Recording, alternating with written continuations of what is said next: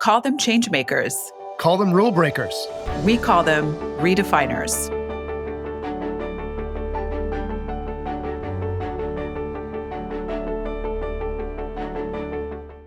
Hi, everyone, and welcome to Redefiners. I'm really looking forward to today's episode as we're going to talk with someone who is leading one of the world's truly iconic brands. This leader is clearly at the top of her game when it comes to redefining her company and her industry. She continues to break through barriers to make history. Clark, do you think this person's going to give us some secrets and some stories on some of the athletes that they work with? Well, we want some of the secret sauce. There's no question about it. As we work with CEOs and board members, I want to find out how she manages all these athletes and keeps them moving forward and smiling. I've always found the entertainment business and the sports business unique because you've got to run a business, but you've got all the personalities and identifications. Yeah. So we need secret sauce. There's no question. Our listeners would love it. Without further ado, our guest today is Sarah Mensah, who's the first female president of the Jordan brand. Sarah joined Nike in 2013 and has held several leadership roles, including vice president of Jordan Brand's Latin America and Asia Pacific regions, along with another first. She was the first Black woman to lead Nike's North American business as general manager, their largest market by far. Prior to joining Nike, she was chief operating officer of the Portland Trailblazers from 2009 to 2012, where she was responsible for increasing revenue by over 100% and season ticket sales by 120% during her tenure. My goodness, she should join Russell Reynolds Associates. Sarah, welcome to Redefiners. Thank you so much. It's great to be here. Sarah, we're so excited to speak with you, and I want to dive right in. So you were an executive with the Portland Trailblazers, an executive at Jordan Brand and at Nike, and now you're the president of Jordan Brands. There seems to be a common sports theme here going on in your career. Were you into sports as a kid? Tell us a little bit about that. You know, it's so funny, Hoda, you asked that, and many people ask it to me. I was, but for all my basketball focus at the moment, I was not a basketball player. I ran track. Okay. Track was my mojo, 100, 400 sprinting. So not a basketball theme. It doesn't translate wonderfully, but track was my game. Got it. And as you sort of think about your previous role as VP and GM of Nike North America, you helped lead a decade of growth. Tell us about your career journey. Yeah, the career journey has not been linear. I wish I could say that I knew as a young girl growing up here in Beaverton, Oregon, that I would one day run this incredibly beautiful brand. But truly, the journey is a really interesting one with lots of twists and turns. Like any young woman growing up in the 80s and 90s, of course, this was all pre-Title IX when I was growing up. We did not have the opportunity to be celebrated and to be recognized for our great participation in sport. And so though I loved sport and though I really wanted to run track and be celebrated for running track, I was part of that generation of young women that participated and had very few people, in the stands cheering. And so because of that, I think like the idea that a young woman particularly would set her sights on running a professional sports organization, it just doesn't translate. So instead, I went to University of Oregon. I wanted to be a journalism major. I wanted to, go after big corporations that were doing bad things and get the story. And University of Oregon, of course, being an amazing organization for journalism. I just had that vision for me. And again, part of that was because I was seeing other women in that role. And so, they say see it to be it. That was something that seemed really exciting to me. Started my career in journalism, working at local broadcasting, NBC affiliate, quickly translated into business, recognized that I actually had a lot of curiosity around what was the underpinning of journalism. What's the business behind it? What was the driving force behind why we decided to lead with whatever stories we decided to lead. And that led me to pursue a career in sales. Again, had some incredible people show up along the line saying, Sarah, if you do anything, you need to get some good baseline business skills if you ever want to do that. So make sure you do sales. Did sales for broadcasting and radio for a few years.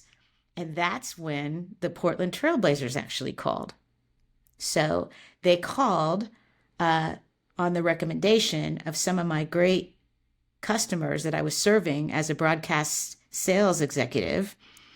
And the Blazers were, of course, expanding their operation. They had a new arena. They developed some new rights agreements that allowed them to sell their own television and radio rights. And they were poking around for executives. And that's how that whole chapter started. It was literally them calling me and saying, wow, that's great. I knew nothing about sports, knew nothing about the sports industry, but I knew at that point I had like a kind of a baseline kind of curiosity and confidence that said, even if I didn't know about something, I could work really hard and hopefully figure it out. And so ended up spending 19 years at the Trailblazers. And at the end of that assignment, I was actually running the team. So that's the story there. Tell us about what it was like to be a woman in that type of role, running a team in an industry and certainly in a sport where that wasn't the case as commonality. Yeah, I mean, there's a book in there somewhere, Hoda. There's got to be. There's got to be in there. There are many experiences, and I'm sure firsts. There are frustrations. There are elations that are tied to that. But I guess I would just say, I approached that whole experience from a place of curiosity. I was very aware that, like with most of what I was doing, that I might have been a first in that space. And instead of really letting that keep me down, I had to kind of have that trailblazing experience and a trailblazing spirit of like, let's see what that feels like. Let's see what it feels like to sit in the locker room and be the one that takes the team through what our new marketing campaign is going to be. And let's be the first person to field all those questions. And even if you're teased and even if it's uncomfortable and even if, people think it's weird that you're in that space, like someone's got to do it first. Do you right? get teased in those in that type of environment? I thought that stopped in high school. Well, some of our players, depending on who they were at that time, were high school age. So yeah, that did happen. That did happen. Touche. Okay. Yes. Okay. So was there a defining, or as we call it, a redefining moment when that you moved past this kind of curious young woman to then becoming a general manager of an NBA team? Yeah, I think that there were several redefining moments. And the way I like to think about it is one of the moments was a very personal moment. And one of the moments was more of a business-oriented brand kind of story moments. And so the personal moment happened shortly after I had given birth to my son, Davis. And anyone who works in professional sports know that it's very unglamorous. I love to tell people, 45 home games, if you're making the playoffs, that's 55 nights out of the year that you're usually starting your day at around 7 a.m. and ending your day around 11:30 p.m. And so it's very unglamorous. And so on this particular day, I was doing my normal pattern, which was to leave the office, madly make my way home so that I could nurse my son, and then come back to the office so that I could entertain clients and attend the game. And I was rushing out of a meeting so that I could do that. And one of my colleagues said to me, "Hey, when are you ever going to figure out which of your jobs is most important and do that one full time?" Wow. And he said it. Wowza. Hope you had a basketball nearby. He said it in that joking, kind of teasing kind of way. Kinda, yeah. Kinda. And as I was going home, kind of humiliated, kind of a spirit rose up inside of me. And I decided right then and there that I was going to entitle myself, and I use that word very specifically. I was going to entitle myself as the only person in this experience the right to work as hard as I was working and to hustle as hard as I was working and to be unabashedly a mom that was going home to nurse her child so that she could come back to the game and work until 11. And so I just owned it. I just decided that I was going to own it. And I would do things on purpose at that time, like put a sign on my door that said, pumping in process, enter at your own risk. And so I decided that I would just be unabashedly, what was going on. And I found that in taking that stance and really kind of standing up for myself and doing it in a fun, playful way with my male colleagues, everyone ended up getting the message, and it actually worked. And I was happy to see that other women in the office took a cue, and I think were kind of enabled as a result of my having kind of made that declaration that it was just going to be okay. And, we ended up getting a lactation room. Wow. Groundbreaking at the time. Yeah, Yes. right. And Sarah, tell us about the professional one. So professionally speaking, it's more about using my voice. I think so many of us, I think whether we're male or female, have been in that meeting, right? And you've been in the meeting where the meeting is happening and there's the thing that needs to be said and nobody's saying it. And in this case, the Trailblazers had sort of lost our way, and we were, our players were actually acting out in the community in ways that weren't really representative of how we wanted them to be acting out. And to some degree, some of our management had actually been called out for behavior that wasn't appropriate. And in this case, our general manager had come under fire and was being criticized by fans.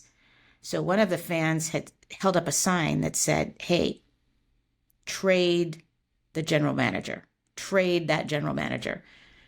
And somebody made a decision to kick that person out, to kick that fan that was actually a really great, like a super fan.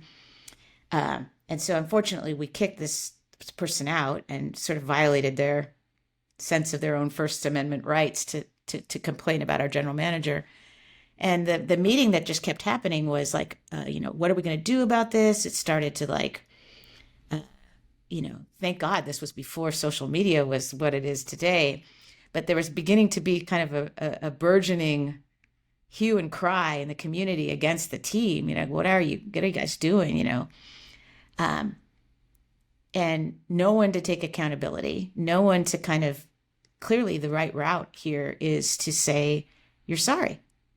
We made a mistake. Shouldn't have done that. We were not in a place where we were ready to do that. And so I found myself in the back of the room really frustrated and said pretty loudly, like, hey, if this is about needing somebody to take accountability for this, I volunteer. Why don't you say it's me? I'll say I'm the one that made that decision to kick this person out. And then we can actually say we're sorry, say this is the person who did it, and we can decide what we want to do, but we need to move off of this. And it was like one of those moments where it just kind of came out of me. And it was that point in like the way that one person can hopefully kind of tip an entire conversation over. We tipped into humility. We tipped into the ability to sort of call a thing. We tipped into the ability to actually apologize for our mistake and begin to like move the brand in the right direction. And it just took somebody having the humility and the courage to sort of stand in the fire so that you can kind of move through it. And so that became a defining moment for me in recognizing that most pain that happens in business and in the boardroom happens because you're trying to avoid the reality. Like the quicker you can get into naming a thing and calling a thing, the better it is. And you know what? I hate to be biased here, but a lot of times it's the women who are sitting back and seeing that clarity around what could really be done. Not to say that I don't have my brilliant men friends that are often with me as well, but this is why I'm such a proponent for diversity in rooms, because there's always that person that's going to have that perspective of saying that thing that's like, oh, wow, there it is. It sounds like that was a huge paradigm shift in that sort of moment. And if we sort of go back to the birth of Air Jordan, that was also a paradigm shift. I think neither Nike nor Michael Jordan were really household names at the time. And so this was, quite a big risk if you sort of think about it from both sides. In fact, Nike, I think, was more known for running and for track and for those sneakers than basketball shoes. But that deal, that groundbreaking deal and partnership back in 1984, revolutionized sports, clearly how the entire brand has been rebirthed. Tell us a little bit about risk-taking and innovation. Is that still part of the DNA that's part of the brand growth? It is absolutely central to the brand growth. We think of the Jordan brand now as a cultural catalyst. It really is living at that intersection between the culture of the game and the actual experience of the game. But I want to go back to something that you said. Nike being known for track. I think Nike was always known for athletes. I think it's super important. When you walk around world headquarters, you'll often turn a corner and there'll be a big quote that's written on a wall that says, listen to the voice of the athlete.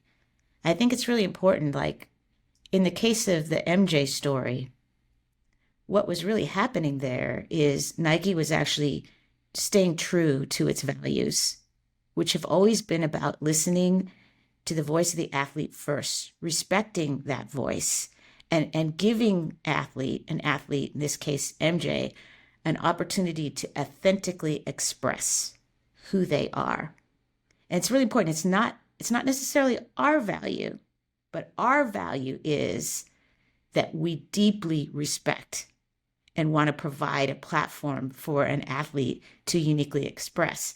And I feel like through the platform of basketball and through the platform of just the extraordinary individual and human being that Michael Jordan is, we landed on lightning in a bottle, that he would be just such an extraordinary human and have such an incredible example and inspiration for humans literally everywhere on what's possible when you just truly connect into your authentic expression of excellence. It's mind-blowing. I'm very tempted now because you've opened up the idea of quotes on the walls of, global headquarters. And one of my favorite and most famous quotes from MJ is, and I quote, "I've missed more than 9,000 shots in my career. I've lost almost 300 games. 26 times I've been trusted to take the game-winning shot and missed. I've failed over and over and over again in my life, and that is why I succeed." End quote. Are there any commitments or quotes that you think about for yourself that inspire you as a leader? Yeah, I mean, that's one of them. And that's one of them that's on the wall. And if you think about that, behind that statement, can you hear the confidence in it?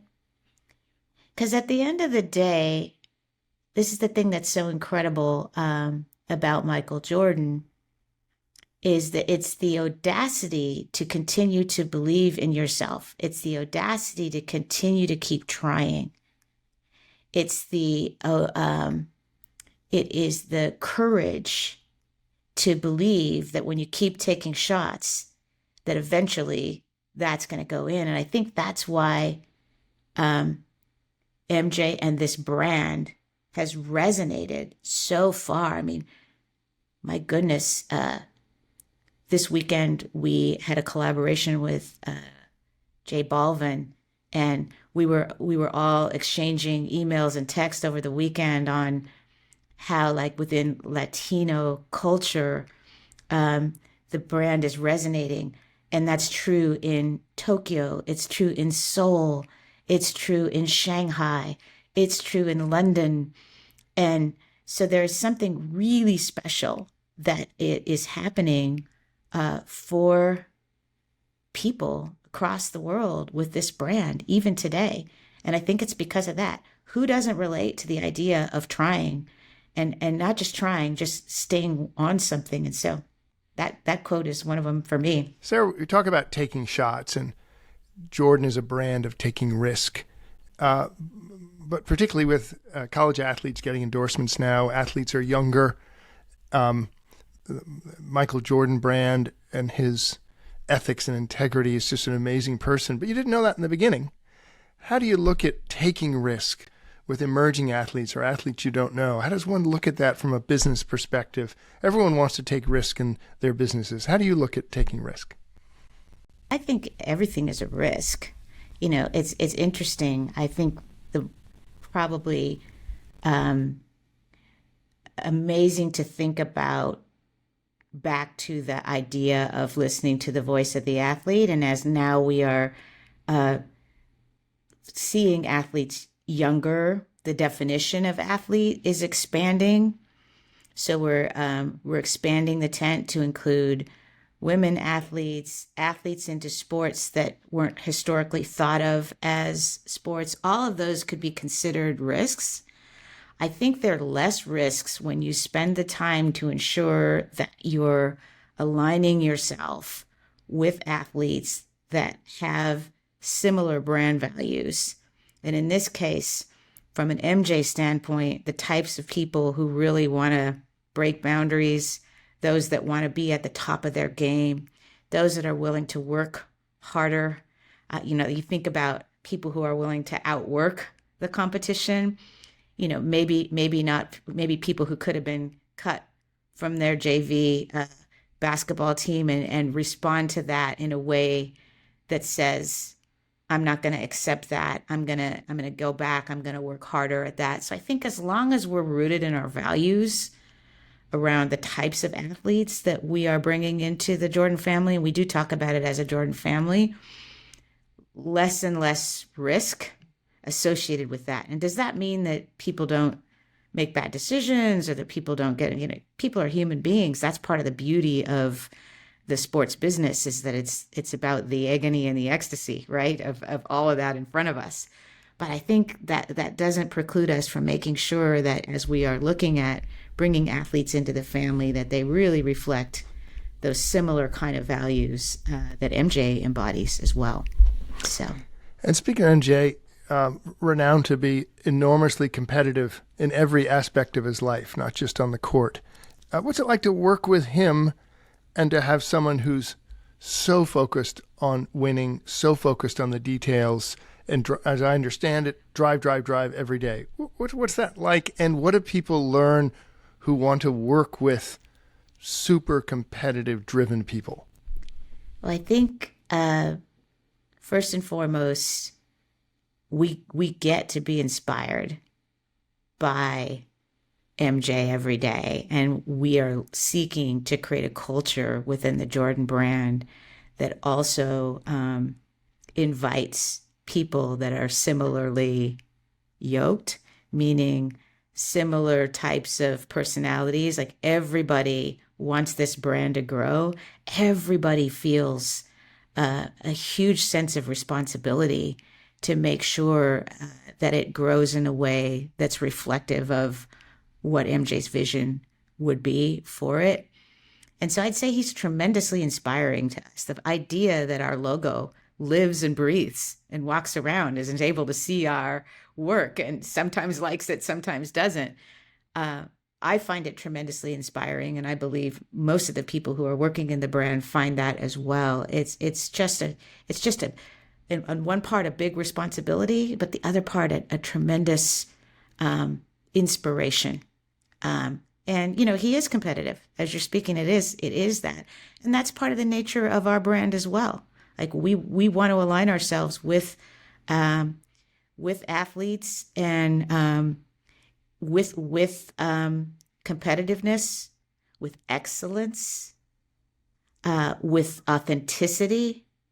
These are all the intrinsic characteristics that are uniquely embodied in Michael Jordan, and I think need to translate into the products that we make and into the marketing that we do and the communities that we build and develop. It's so fascinating, Sarah. If we take a bit of a different direction and we think about sports, not only being a big business, but it's also become such a big part of our society today, with pro athletes having a huge influence on culture, especially youth and businesses responding to social issues. For example, after the murder of George Floyd in 2020, I know that Jordan Brand announced a donation of $100 million over the next 10 years to organizations that promote racial equality, social justice, and also greater access to education. Can you tell us a little bit about Jordan Brand's Black community commitment and how social issues factor into the culture? Yeah, I mean, we've been just so clear on this point that until the ingrained racism that allows this country's institution to continue to fail, until that's completely eradicated, this brand is going to stay completely committed to protecting and improving the lives of Black people. That's something that we've used that moment as a chance to be super declarative about this particular space and how we really want to roll in it. And that's led us to be really deliberate in thinking about where we want to give and how we want to be specific and actually, from a giving platform. But I would also just say, like, we can pull up from that. And even if communities aren't necessarily falling within the specific confines of where it is that we're giving, we also feel like we just have a unique role to play in inspiring communities across the world about what's possible and about like what accountability looks like and what narrative change looks like in this area of Black and basketball culture specifically. We have such an important leadership role to play in helping drive a new narrative around these communities. So super excited about how we're using what was an extraordinarily painful, and even as I'm talking about it, I think about that moment as I'm talking to a lot of the folks that work in the brand. That was a really pivotal moment for us, and I'm so proud of the way that the brand took it and it was super specific on what we're going to do in a giving, but also how we're going to use that moment as a way to sort of intensify the role that the brand has to play in culture in general. It's amazing. It's absolutely incredible. Yeah. I love this idea of other communities. So how do you, to inspire for aspiration and accountability, are you deliberate in other parts of the world, or it's caught on in other parts of the world? Yeah, I mean, we have a very specific giving platform in China, and also in Europe. Obviously, those areas didn't necessarily feel George Floyd in the exact same way, but they have their own George Floyd issues, and so what's wonderful to see is the elasticity of this brand and how it can extend to other parts of the world and how that can lead to very specific programs in this same space that resonate with consumers in those communities as well. So fantastic. Powerful. Yeah. We were teasing you before about managing and working with large personalities. We do that in our business, in the executive search business. though we don't want to say that too loudly. How do you manage? You're trying to create a business that goes forward, and we have inspiration and aspiration and accountability. We also have revenues and profits, and we've got to keep programs going. Every human, particularly a competitive athlete, is unique. How do you yourself as a leader think about working with people as strongly competitive as they might be? I think it starts with just recognizing that though somebody has achieved some level of stature as an athlete, they're still just a human. And I think that's one of the beauties of the way Jordan and Nike has approached working with athletes. Appeal to, relate to, and care about the human being first. That means we need to unabashedly be on the side of the athlete. I mean, that goes back to our founder, Bill Bowerman, who was just absolutely passionate about doing everything that he could in his power to make athletes better. And I think if we continue to think about that being our role uniquely, it actually helps us think about the relationships that we have with athletes in a different way. I'm not going to name names, but other companies may come at athletes like, hey, let's use this athlete to endorse our product for this. From a Nike standpoint, it's different. Like when we get into the relationship with an athlete, it's about what can we do to actually enrich this athlete's experience, body, mind, and spirit. And sure, there's endorsement that goes along with that. But really at the crux of it, what we're about is being in it with that athlete. And you can really feel that, right? You can feel that every time there's an Olympics and when a Nike's athletes is triumphing in some of our innovation. That's the same thing with Jordan when we outfit somebody in the most incredible, audacious, creative expression of who they are as an individual and a human. Right? There's something completely different that's coming there. So I personally approach this in a very different way than maybe your ordinary company would approach it in terms of how we think about what we're doing with an athlete relationship. So it sounds like, putting the athlete at the center of, the entire journey so that the individual, the athlete can have full expression. As we think about the other side of the equation and the consumer, the consumer is able to go direct and indirect retail stores, and certainly the e-commerce platform has transformed over the last decade and continues to transform. And many people, I think, for some time were thinking that there was going to be a death knell for brick and mortar. And certainly that's not the case. We still need the physical in-store experience and the full expression of what the brand is.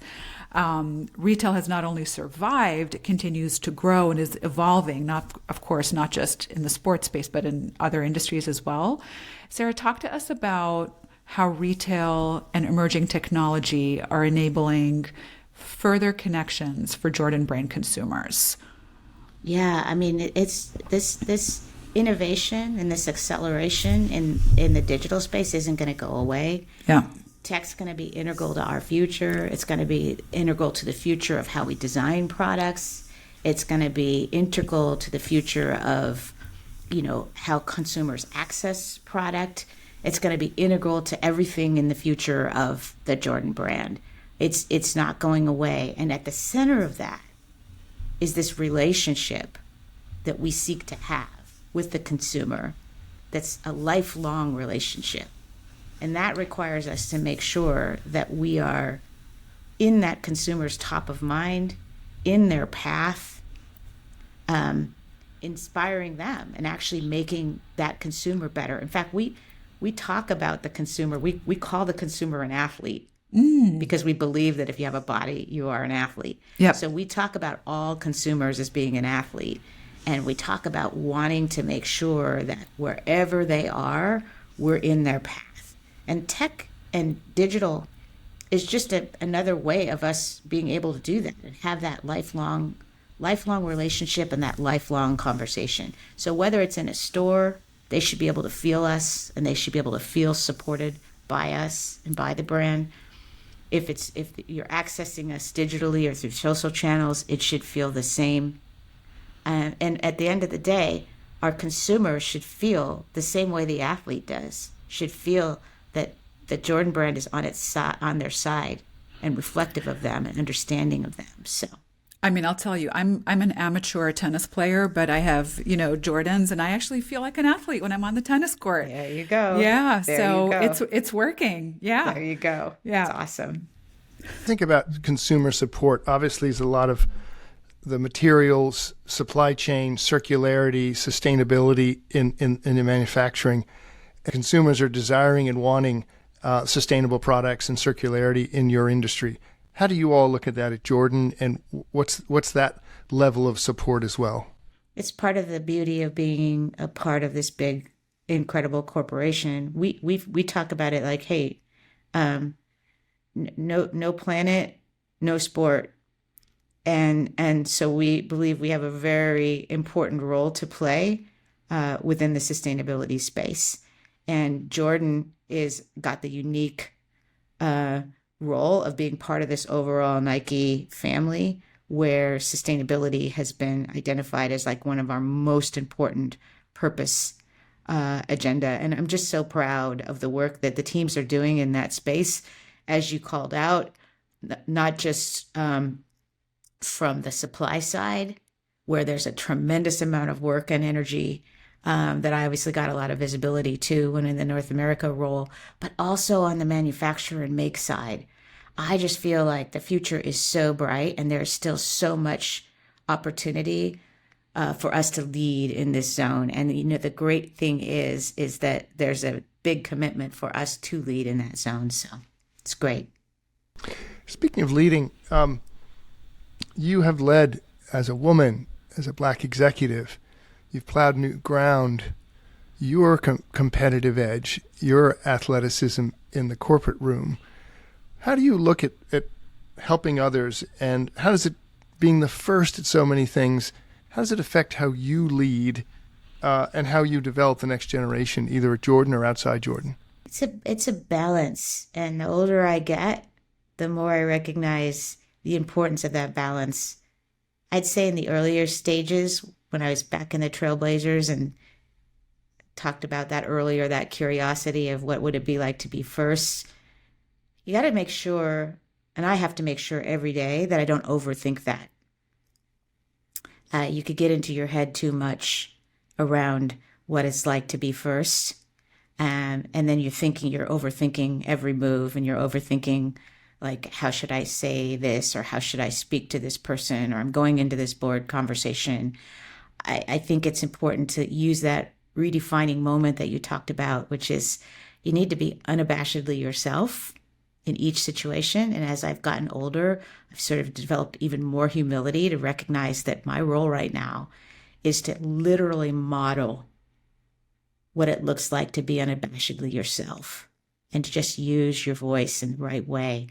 The more I try to, reconstruct myself into something that I believe the world wants me to be versus being who the world needs me to be, the more trouble it is. And so I think right now I'm just thinking about, like, how can I just use myself and model that for other women who may look or have more similar experiences to me, might have similar aspiration for me.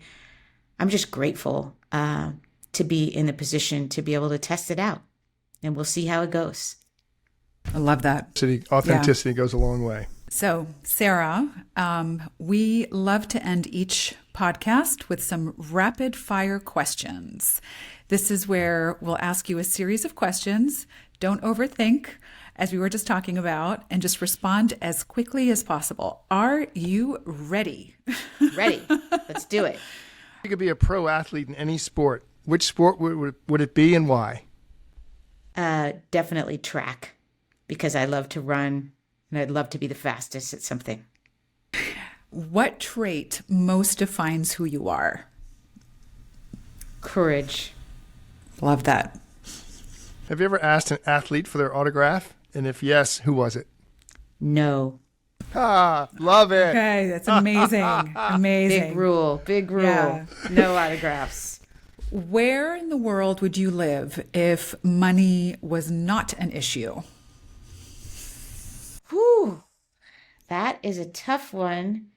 It would probably be, growing up, I spent time in Spain, and I traveled to Portugal every weekend.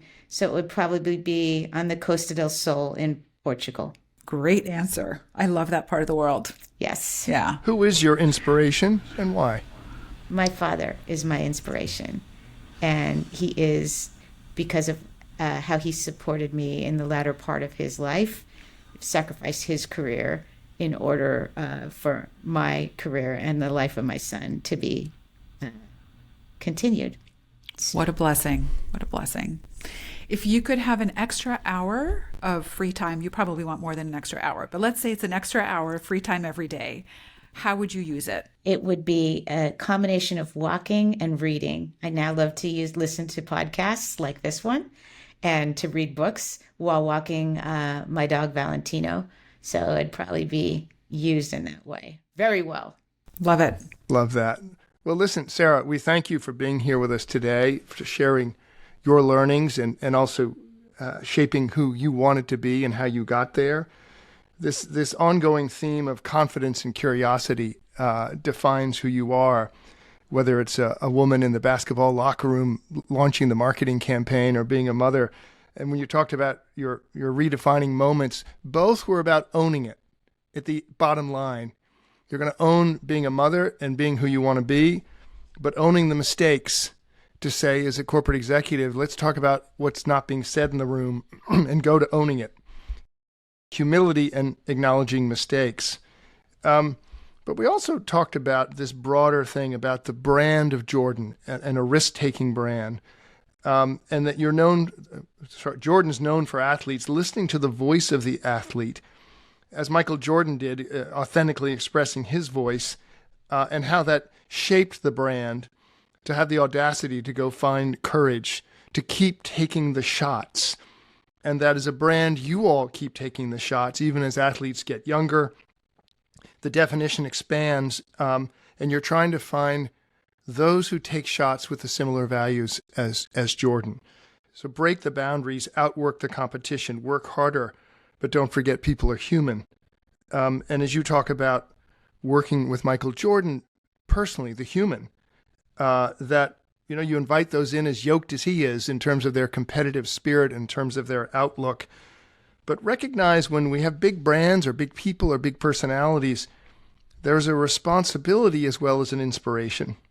And so to align with excellence around authenticity and marketing and products, but communities as well, which leads us into the communities after George Floyd. And your communities are global. You're committed to eradicating racism and protecting and improving the lives of blacks, but very deliberate also about communities around the world for aspiration, but equally for accountability, to make the changes in the way the world goes forward as communities, whether it's Europe or China, anywhere else. And these are through relationships with athletes to enrich their experience, body, mind, and spirit, to be there in the moment, whether it's the athletics or it's Hoda on the tennis court, that you all are going to be there for the consumer as an athlete as well as the Olympian. And for yourself, you have, whether you like it or not, you've been first again and again, but you've learned to not overthink it. I love this, that humility and using a redefining moment that as a role model for others, just being yourself, being natural, modeling who you are, the way you are, not modeling that someone wants your expectations of being the first woman or the first black woman at something. It's Sarah. And so Sarah's the first at something because she's Sarah. So as we take away this concept of curiosity and confidence, be yourself. It may be Sarah, it may be being Clark, it may be being Hoda or Jane or Joe. Be yourself and be that outperforming person. Well, Sarah, thanks for being yourself with us. Thank you, Clark. So great. Wonderful having you. Oh my God, what a great conversation. Thank you so much, Sarah.